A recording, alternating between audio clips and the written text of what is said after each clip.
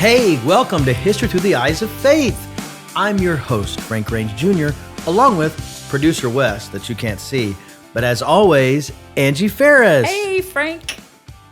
When you talk, that's when the camera goes to you. I know, that's why I went back and forth. In the other podcast that I do, I introduced my guest, and he went, oh. And I'm like, well, the camera's not even going to show you because it's only going to say who was talking. Yeah. So I had to educate him, hey, don't do that anymore. Yes. Say hello. If you spend a lot of time on Zoom, you realize that. Yeah. But it was great. So my other podcast, if you ever want to get out on YouTube, it's called Midnight Snack with Frank Ranch Jr. I don't even know if you'll find it. Whatever. I got to do a better job on it. It's not even on the podcast platform. So we'll work on that. But hey, we're glad you're here. History Through the Eyes of Faith, episode 150 something. And Angie, I have not asked since we've been back in the studio how long it's been since we've been in the studio, because I don't really remember. I don't either. I think it was a couple of months. Yeah. 3 months, 2 months. Well, we had a significant event March 10th, 8th, something like that. It was before that. Yeah, and so you don't know when this was recorded, but anyway, it might have been right before that. But a couple of months. By the way, today's episode is brought to you by Happy Coffee, and this mug says Cafe Diem. Okay, I apologize. But I think it sees the coffee.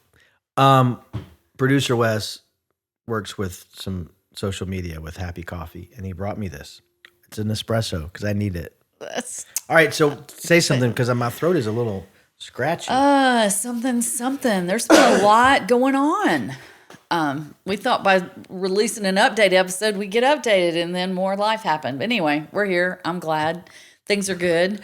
But the update episode was not the last one that was released, right? No. We released the update after 150 and then came back with 151, 152. Okay. And I think 153 is coming real soon, and we're recording 154. Oh, okay. This is 154. Yeah. I didn't know which one it was. Yeah, there's been several in there, but yeah. I want to thank the listeners for staying with us. And if you're listening just audio-ish, orally, how do you say that? You might not be watching it. Just listening to the audio. You might not be watching it, but if you are watching it, thanks. And I was noticing as I went back and I was listening to different episodes, and they because of life, not a lot of episodes have been released.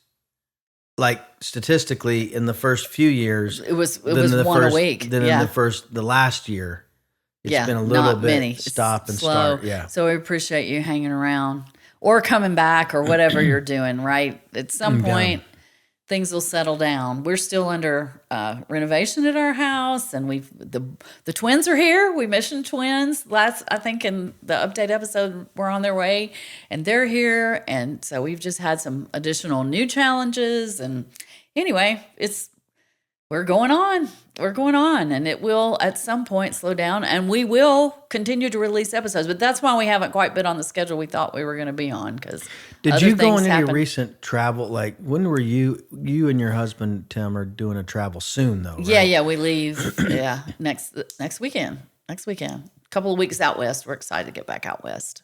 It's been a while, but I have done a lot of fun things. I got to see Ben Rector at the symphony. Okay. That was super cool. Our daughter got really good seats down real close to the front. Mm-hmm. And it was super neat. And I, unfortunately, before then had never been to the, how do you say it, Schermerhorn? I've only been the home of the Nashville Symphony here downtown. It was beautiful. And then same weekend, Crowder and Patrick Mayberry, and I'm not even going to try. It's a Christian contemporary male singer that I will just mutilate his name. I don't remember it right up front. So I have to bring that to you later. But yeah. I went to a couple concerts. Yeah. Have you been to the Pinnacle? Yeah. That's where Crowder was. I loved that venue. Yeah, it's a good venue. That was super cool. I saw a comedian at the Pinnacle. That was ridiculous. It was very fun. But I also I took Rhonda to see a country singer at Bridgestone. It was sold out for her birthday. And we stayed. I knew y'all were going to be downtown that weekend. We went to see Riley Green, which Way to go. the listeners know who that is, because when her daughter found out that I was taking her to see Riley Green, she was like, oh, I can't believe he's taking you to that. What are you talking about? Because he's a heartthrob for all the ladies. Oh. So why would I take my wife to see? But, I'm not threatened. No. I'm not threatened. Secure man. I'm secure, and I like a little Riley Green. You need a shirt that says, I'm a secure man. I am so secure. And then the next day, we went to a concert that I wanted to see at the Fisher Center. Have you been to the Fisher Center? You know what it is? No. It's at Belmont. It's a new theater that they put up about 3 years ago. Cool. Might be 4 years ago. It is like a state-of-the-art Broadway, like Carnegie Hall type crazy theater. Like when you go in, you're like, this is crazy. American Idol filmed there this season. Wow. They did all of their auditions there this season. Wow. And then they did their Hollywood week at the Fisher Center. Wow. But Nashville is something else, isn't it? I saw, it was during Nashville's Comedy Festival, where they have comedians come to town and play at different venues. At the Fisher Center, it was an evening with Albert Brooks with your host, Kevin Pollak. Oh, wow. So Kevin Pollak came out, said hello, then you brought out Albert Brooks and did an interview, and it was fantastic. It was really fun. Super cool. So here we are to talk about history through the eyes of faith. Yes, and I'm getting so excited about where we are because everything is coming together. Everything is coming together in history. So I have had a little bit more time lately to actually do a little reflection, a little reading, start pulling pieces. Been investigating some different topics because of things going on in the life around me that are also then going on in life around you. But like what about the life around conversations all of us? I'm in with people. Oh, okay. Okay, and friends I've got that are exploring this or talking about that, and so answering questions, thinking through all of that kind of stuff, and it ties in. I think we're at a point now in history where seeing how it relates to who we are right now is going to be happening all the time. Whereas before, when we're like starting way back at the beginning or even the Middle Ages, like, what does that have to do with me in 2026 is a little bit harder path to draw. But now we're there. And even though we're still 450 years in the past, 400 years in the past, 400, whatever, where we are in our timeline, it's so relevant and exciting. So I'm pumped. Well, let's get into it. Okay, so. Are you going to ask me what we talked about last? Oh, did you do your research? No, do you know? I did not. Okay, well, because that one is the one I've just been listening to that's going to be released very soon, and it was about Catherine de Medici. You remember anything about her? No. She made a good espresso. She was Queen of France, and then Queen Mother, and then Regent. And do you remember anything about the French Wars of Religion? That's what the whole thing was about. Yes, Frank. I remember all those things. So in that, I was just listening to it, and in that we're talking about, talk about the St. Bartholomew's Day massacre. But Angie said, I don't know what it was called. I kept saying that, even though in there we mentioned the word St. Bartholomew's Day and St. Bartholomew's Day massacre more than once. So that was what that big battle in the French Wars of Religion was called, where they killed thousands of Protestants. Okay. Anyway, the point of that episode was to highlight the seriousness of the tension between the Protestants and the Catholics, and also to start showing how it becomes. We talked about it was about the Church of Power, not the Church of Piety. That maybe. Anyway, I think as we go through our material in this episode and in the next episode, we'll understand more about the dynamics going on behind that what we talked about in our last episode. Okay, give me a quick refresher for the listener about our last episode, So, like a summary. I'm not going to get all the details right, but Catherine de Medici was married to the man that became the King of France because he was like a second son, and the older son got sick when he was really young, and so they became king and queen. They were the same age, I think at age 28.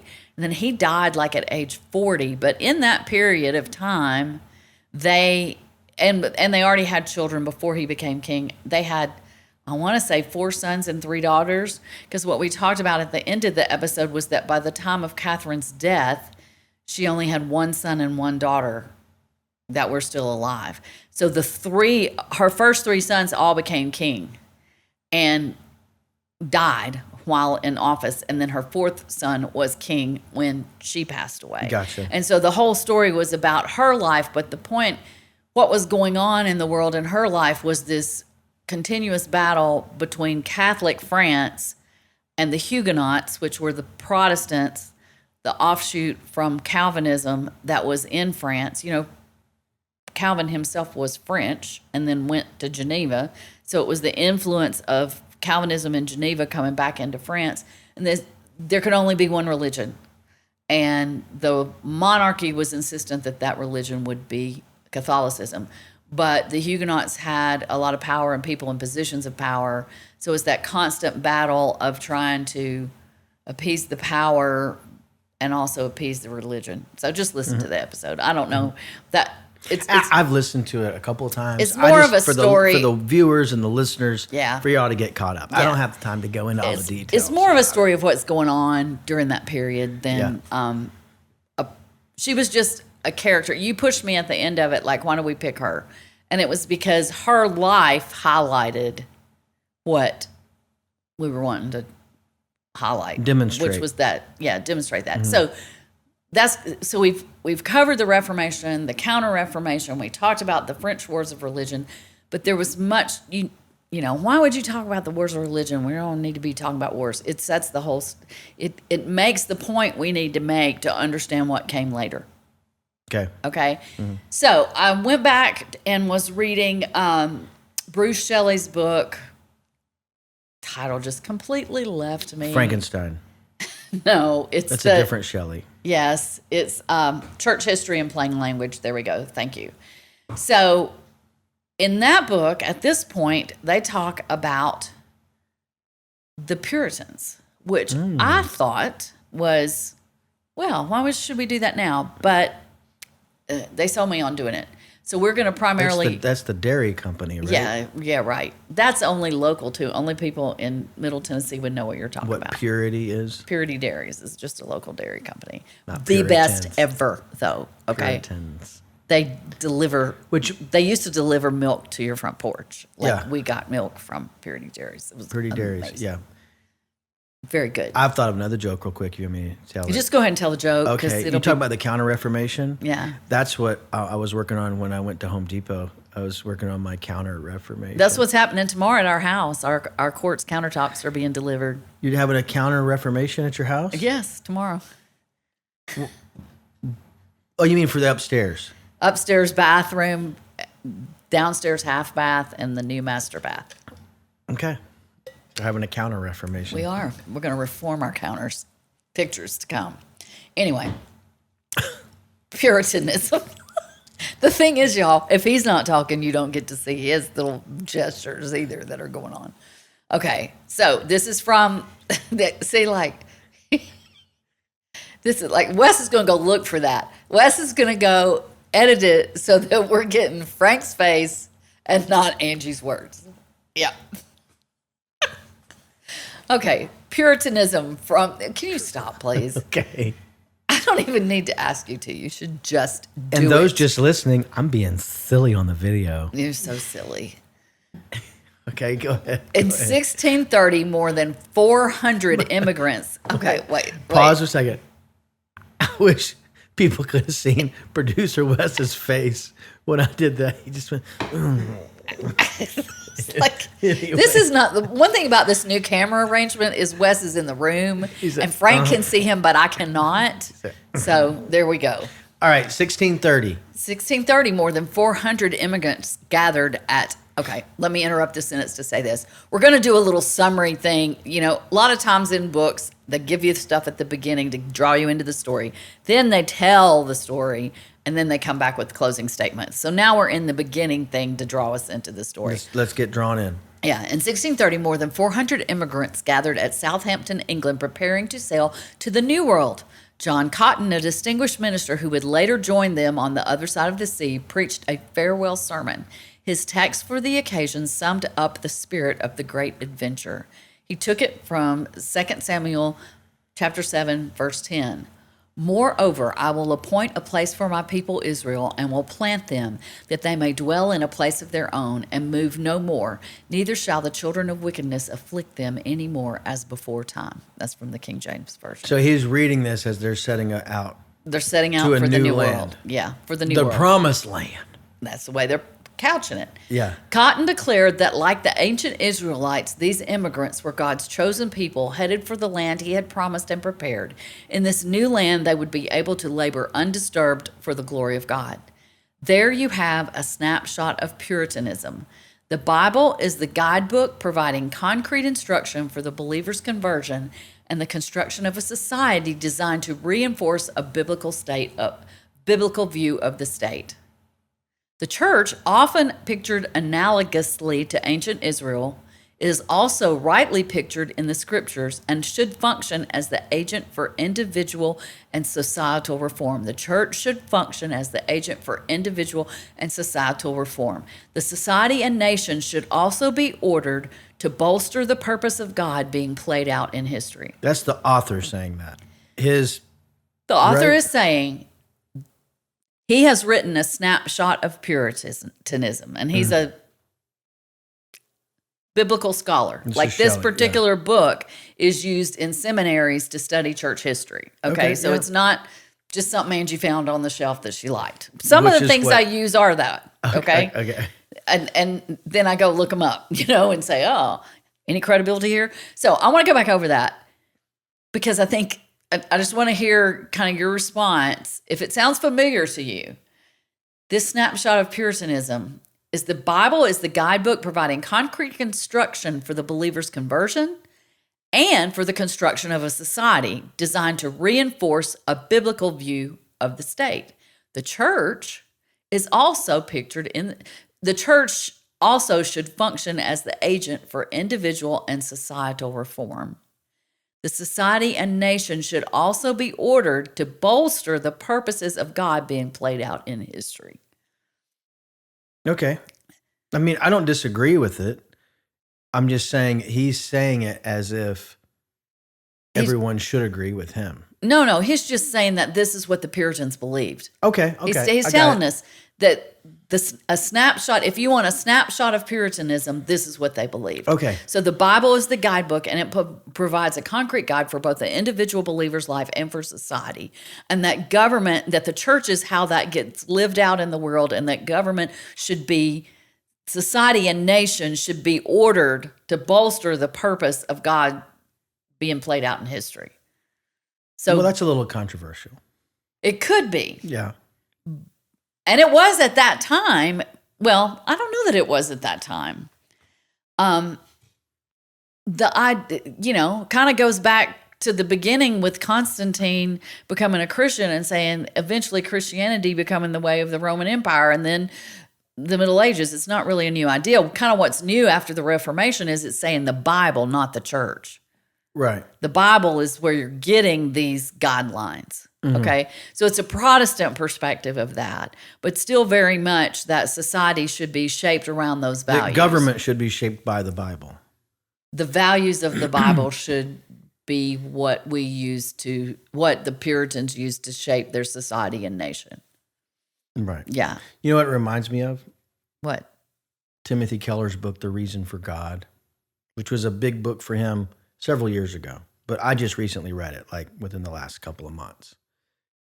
He's basically saying the reason, if I get this right, the reason for God is to impact people individually. And then when they are changed individually, then they will change society. Amen. And that's why we do history through the eyes of faith? Because we believe that that's what God has done.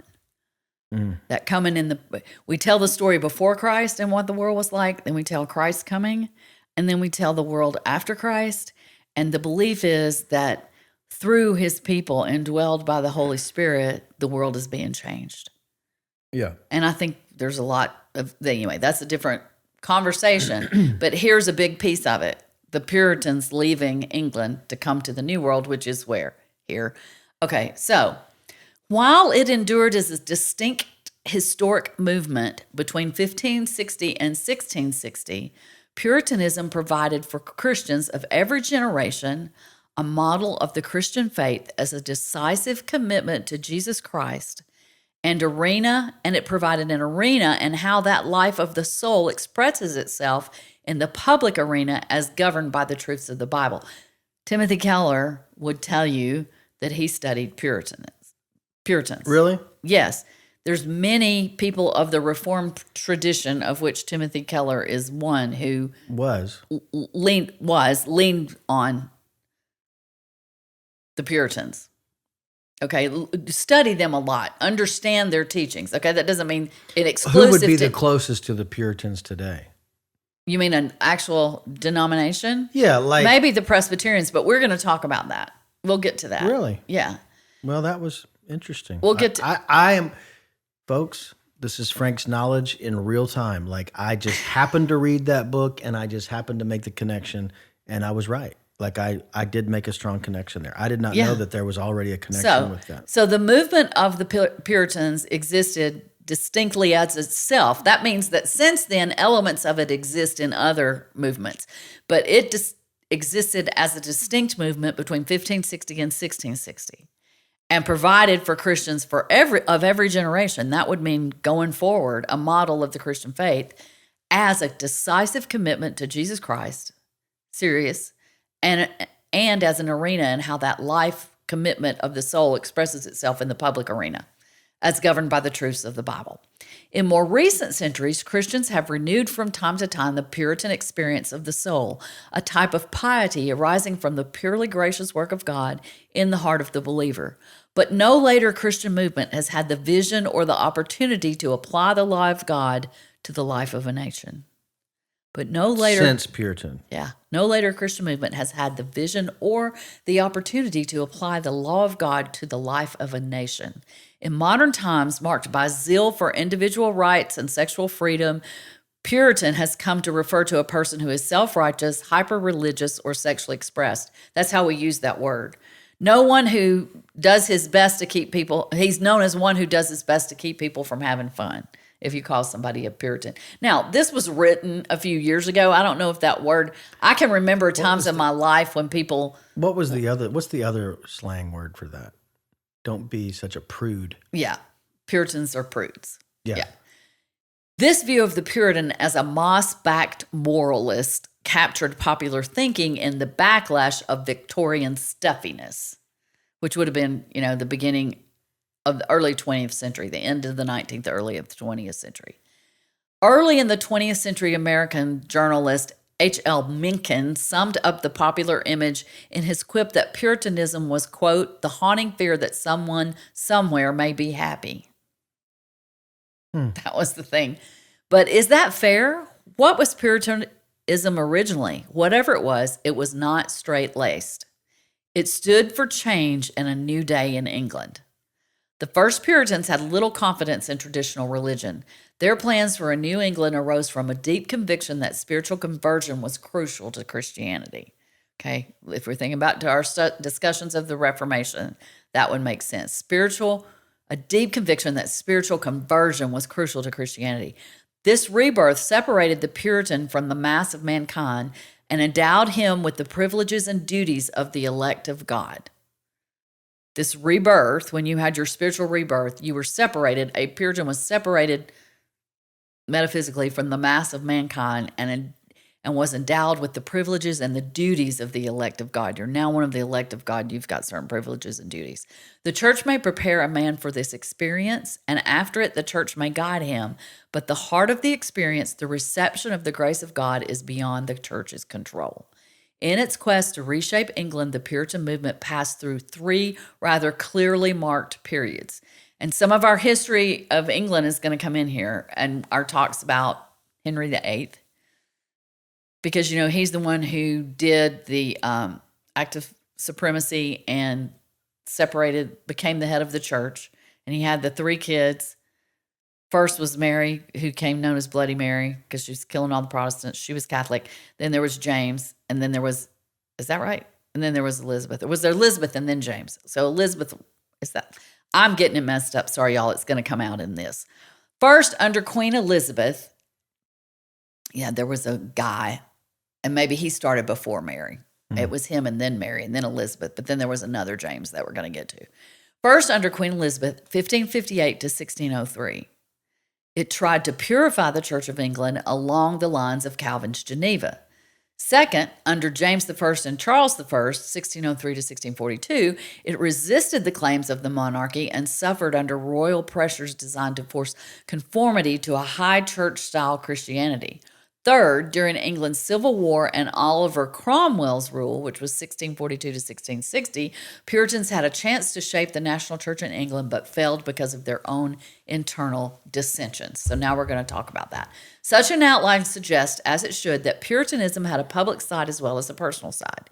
It began with an individual's experience of the redeeming grace of God, but moved on to stress the elect's mission in the world, the shaping of society according to biblical principles.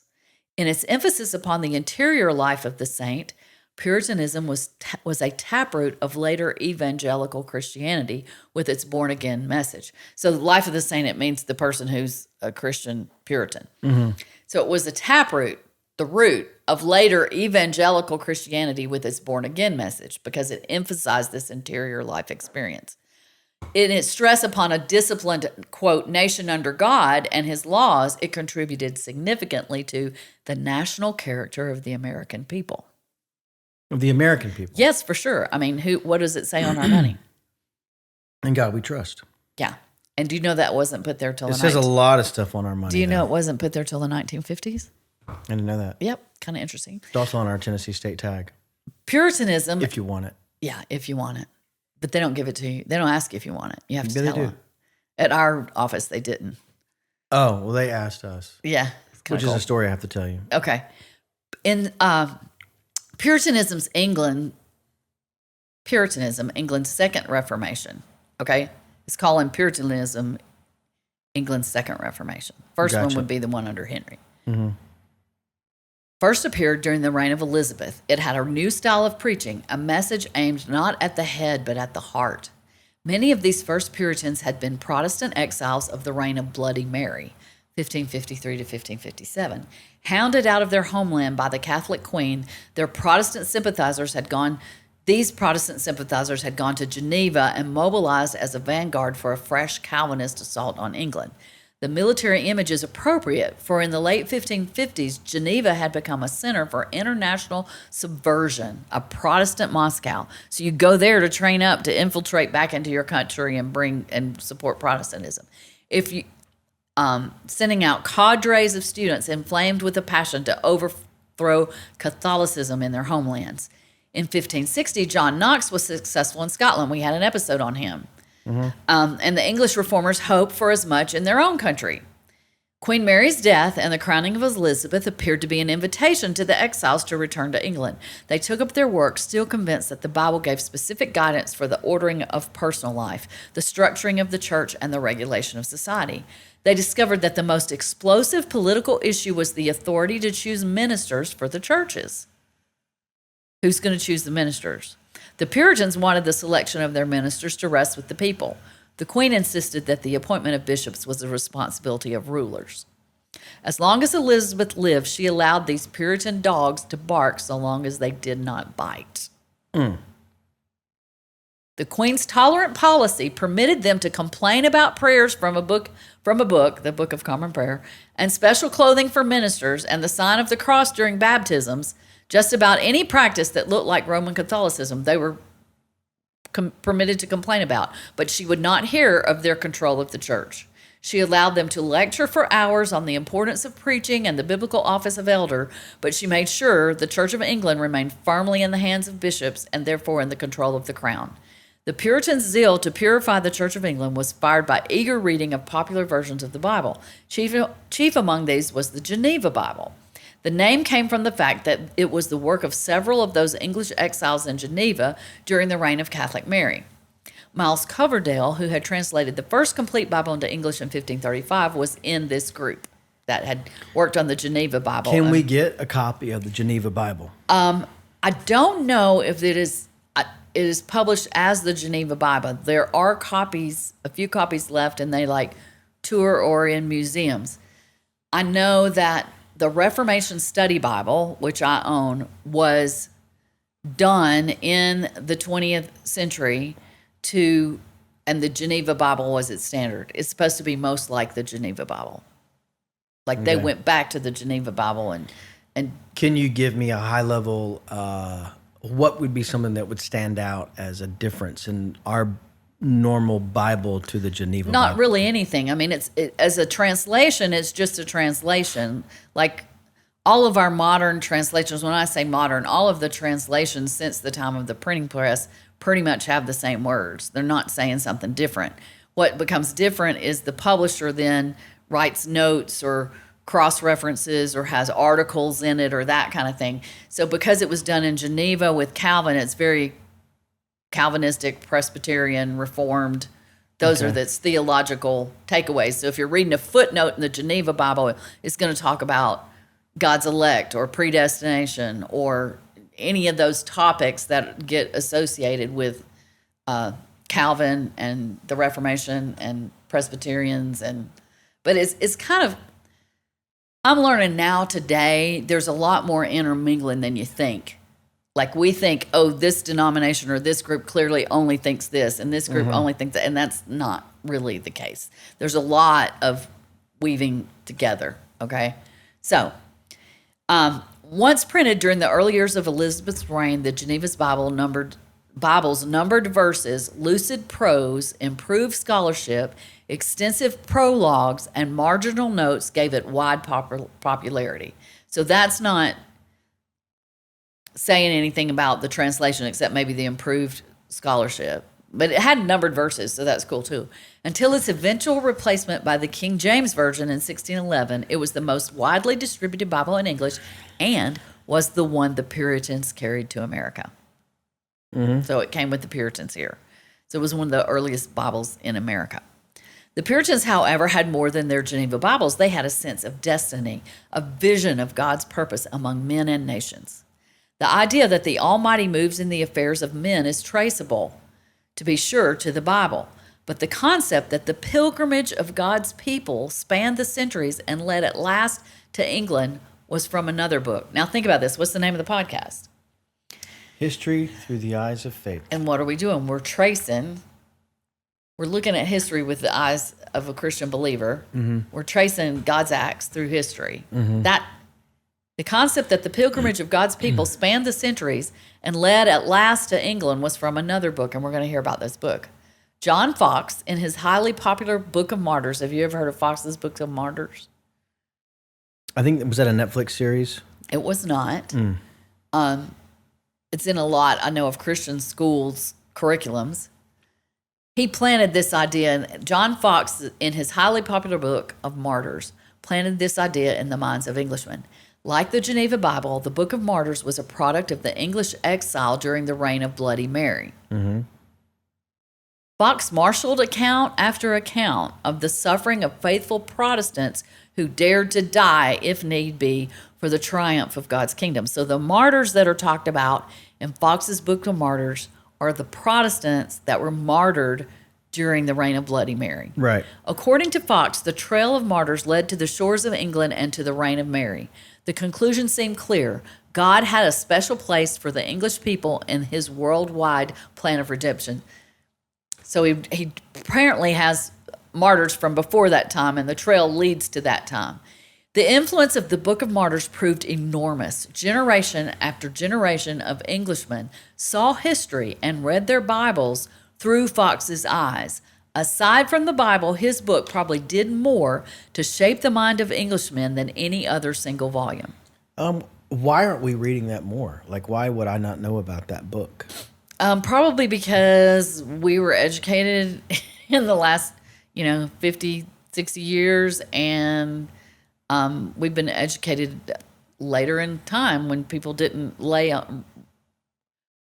We haven't always been taught an accurate history. So we wouldn't have known that book was a big deal in shaping English minds. However, I did see it in curriculum of my children in homeschool communities and in private Christian curriculums.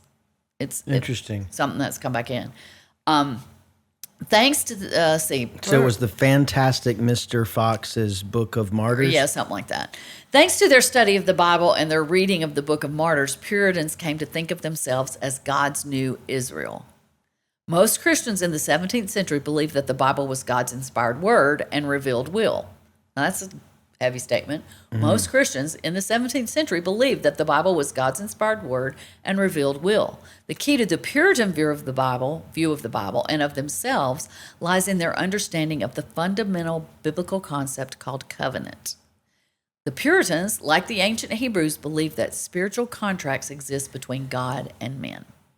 You talk about the covenant of Abraham, you read that in the Bible. You read God talks, there's a lot of covenant talk in the Old Testament, okay? The most fundamental was the covenant of grace. This was the spiritual contract by which true Christians were bound to God. While they believed that God sovereignly elected men to salvation, they also held that anyone by personal faith in Jesus Christ could be added to the covenanted company. By grace, believers became God's people and he their God. Not unforeign to things we've heard, right? So anyone by personal faith in Jesus Christ could be added to the covenanted company. By grace, believers became God's people and he their God. This near bond obligated the saint, the Christian, to walk in all of God's ways made known in his word. So you enter into this covenant, now you're obligated to walk in God's ways that he's made known to you in his word. On the other hand, it opened the scriptures as a deeply felt source of spiritual and emotional strength, a fountain of that rugged determination for which the Puritan became famous. So not only that, you got spiritual and emotional strength from the word. To live within the covenant of grace was to live within the light of the word and according to the plan of Almighty God. Sounds familiar if you've been in Christian churches, sounds familiar. All right. In 1603, the long reign of Queen Elizabeth came to a close when she died without an heir. Queen Elizabeth never married.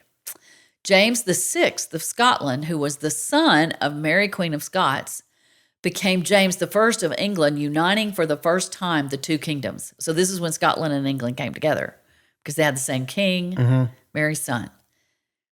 Any Puritan hopes for James bringing Presbyterianism from Scotland to England, because that's where John Knox, Presbyterian was a big thing in Scotland, were dashed early. He welcomed a chance to deal with bishops. Rule in Scotland had been a constant struggle with Presbyterian ministers. A Scottish presbytery, he said, quote, agrees with monarchy as well as God and the devil. Not a good agreement. At the Hampton Court Conference in 1604, some leading Puritans had a chance to present to the king their ideas for change in the Church of England. But James, who had an inflated view of his own intelligence, dismissed most of their opinions rather rudely. Only on one point did he consent to the demands of the Puritans. He was willing to have a new translation of the scriptures made.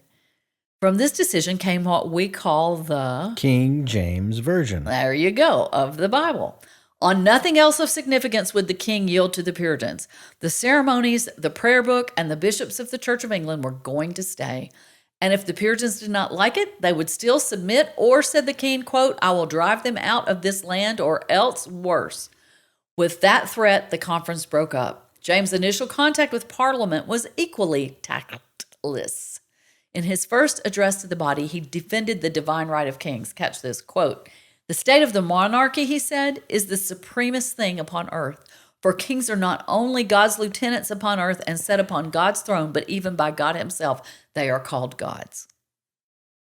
So he had a God complex. Yes. Sweeping aside English institutions and ignoring the mood of the English people, James made it plain that he meant to be an absolute monarch. In 1611, he dissolved Parliament, and for the next 10 years, he ruled England without it. So Parliament would only meet back then when the king called it. And so he ruled without it for 10 years.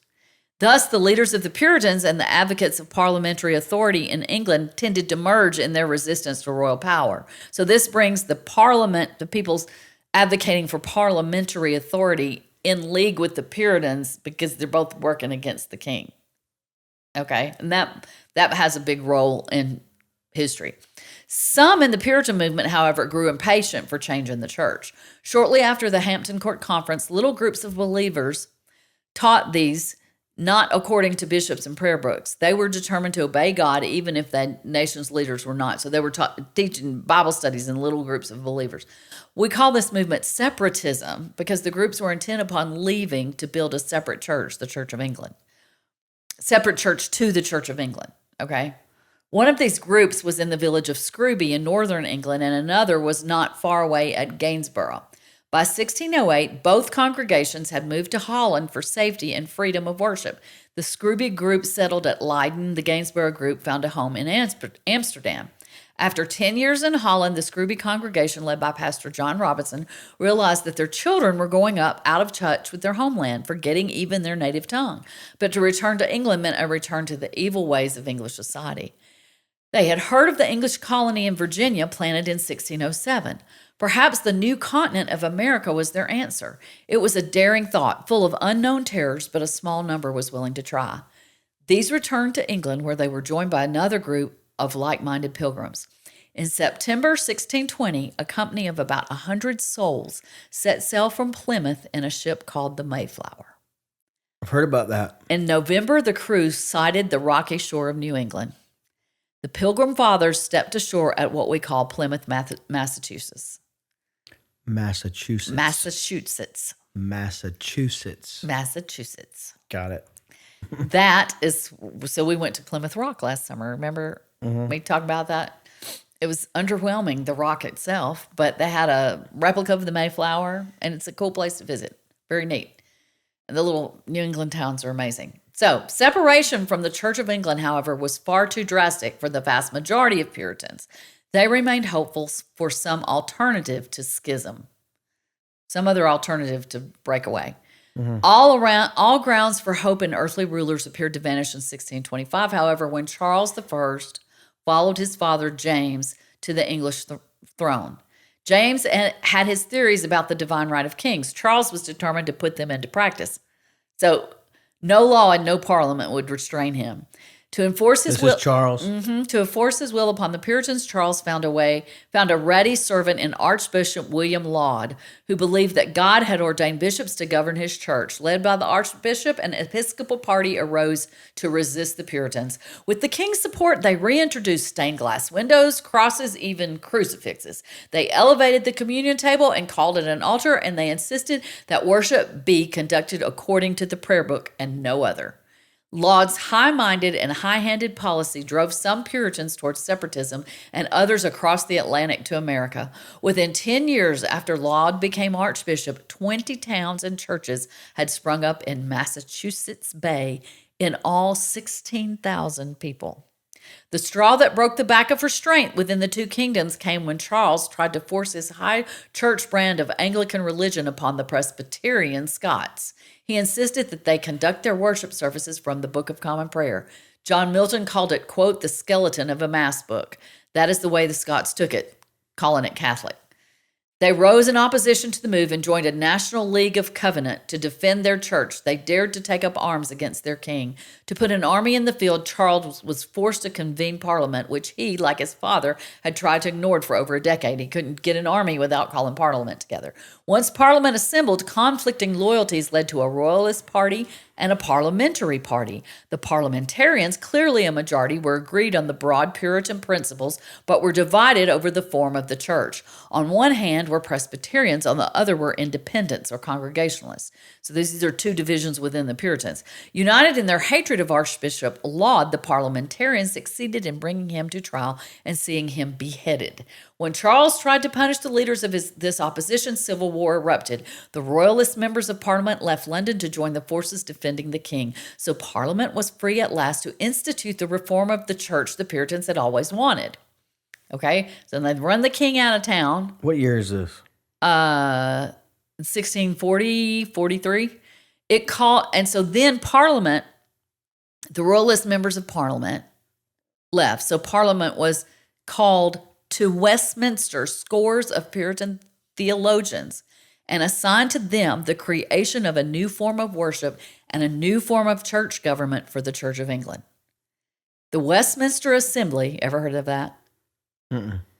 Meeting from 1643 to 1649, produced the Westminster Confession of Faith, to replace the 39 articles which are in the Book of Common Prayer, as well as a larger and shorter catechism for use in the churches. So they're throwing out the 39 articles, part of the Church of England, the Book of Prayer, and they've created the Westminster Confession of Faith.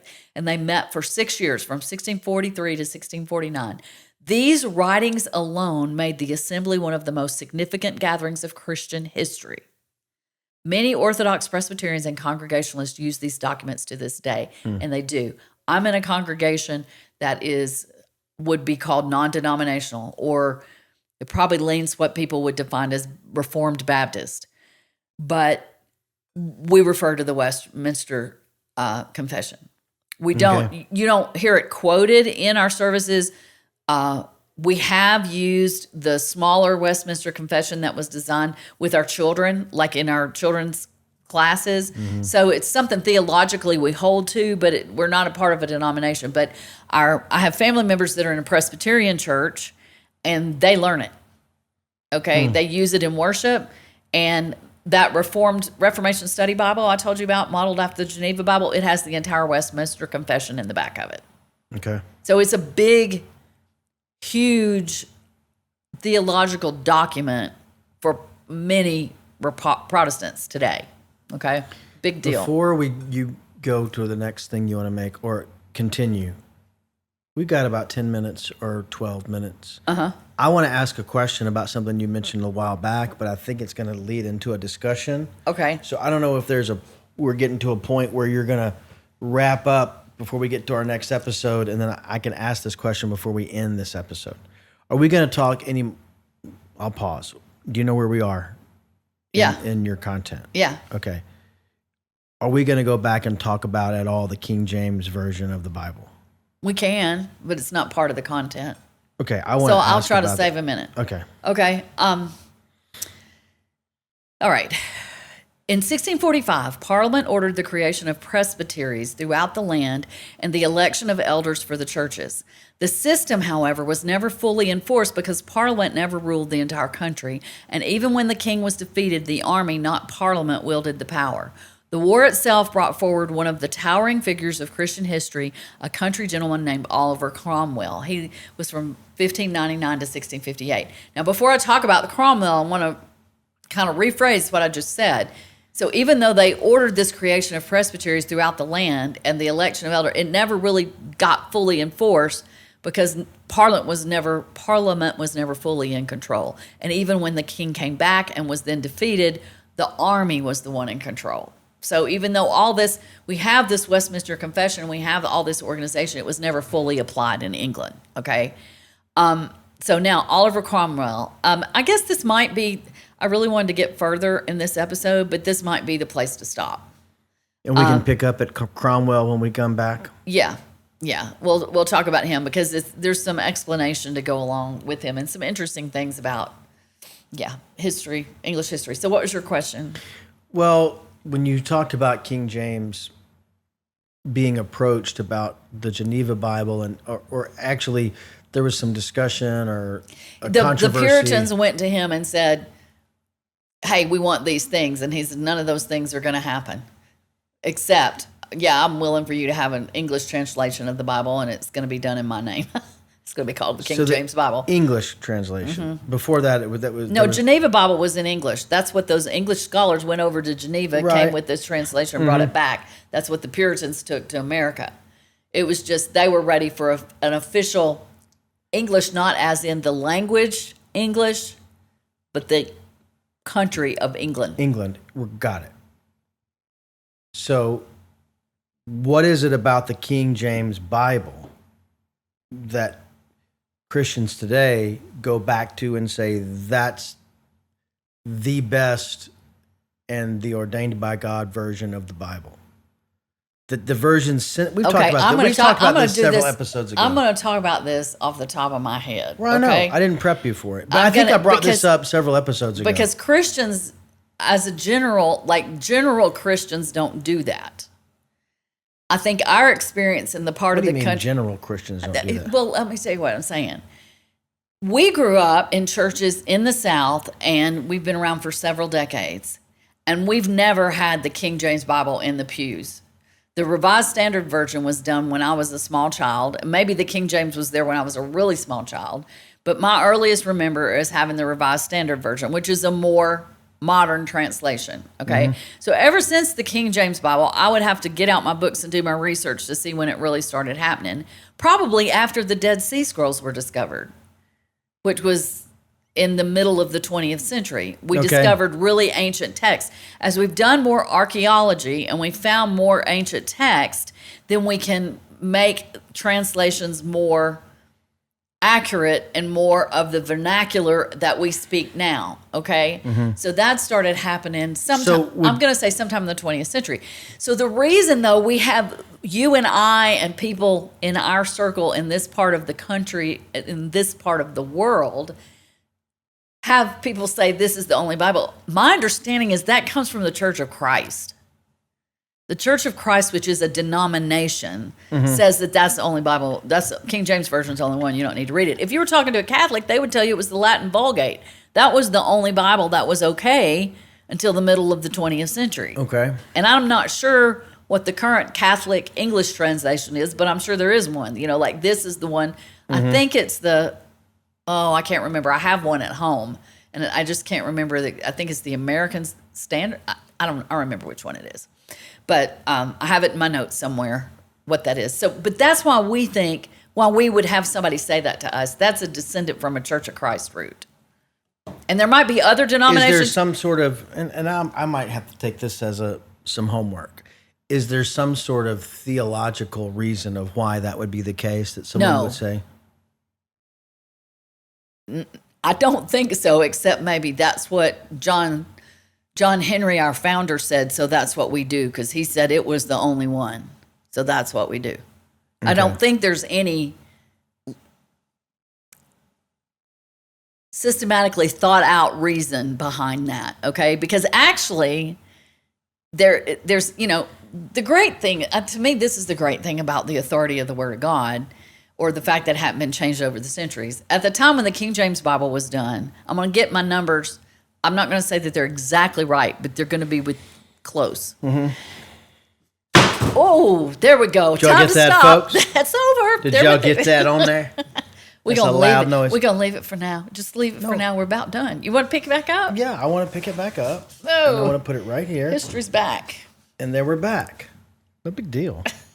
So, at the time of the King James Bible, when that translation was made, which we just said was what, 1650, 1640, 16 something, mid 16. There were maybe less than 10, maybe 5 copies of the original Greek language that dated back to the 1st or 2nd century of the Bible. Okay? Maybe. Less than 10. And of the book of Revelation, they couldn't find an English copy.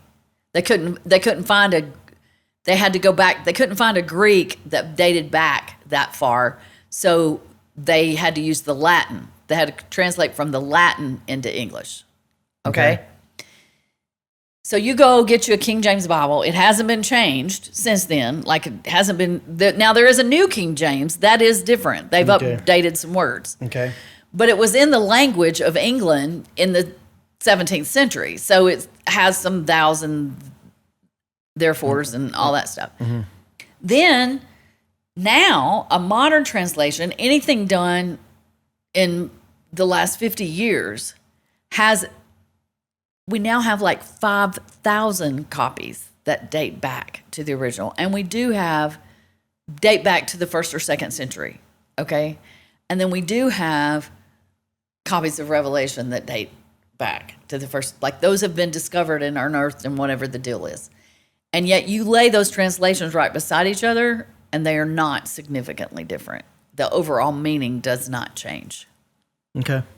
So to me, Wes Huff, that's the guy's name. Yeah. What about him?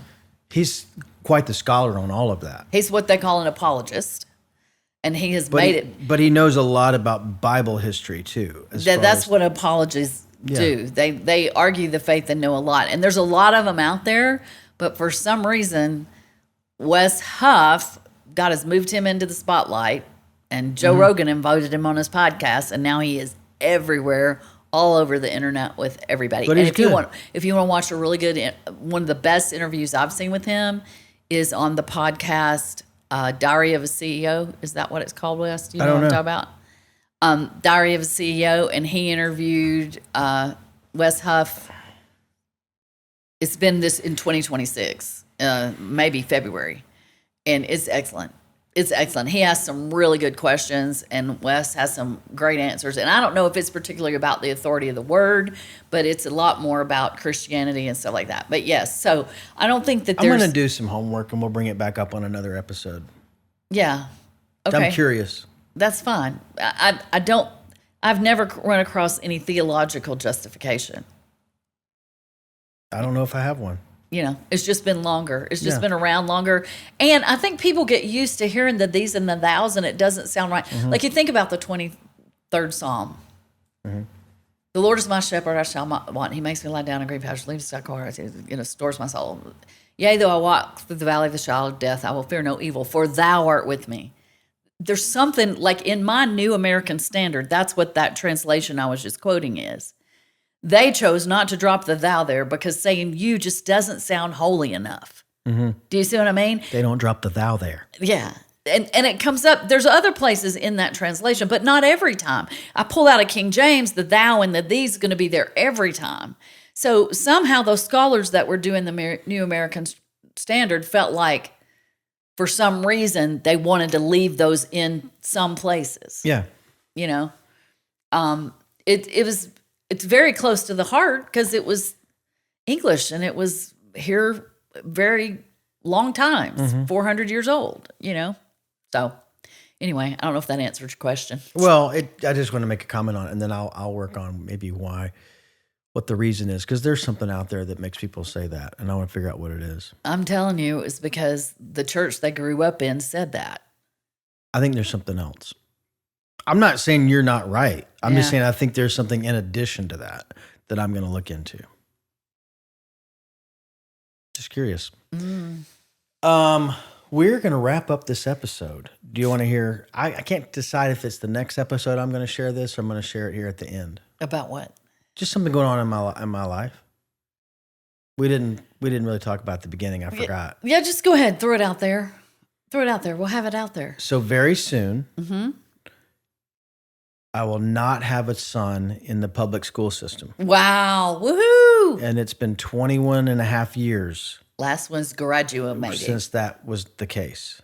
Yeah, it's crazy. When producer Wes started kindergarten, it was in the fall of 2004. And Baylor will graduate in a couple days. 25, almost 25 years.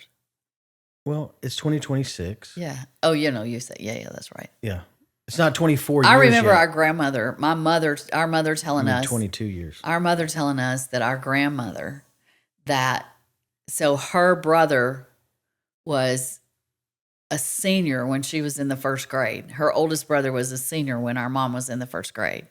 So for almost... Elmo was a senior when Mary was... in the first grade. Okay, And wow. of course, that was the country school. Everybody was going to the same location. And my grandmother said... when Mom graduated high school, that next fall was the first time in 35 years that the bus had not stopped at their house. Well, that's a significant thing.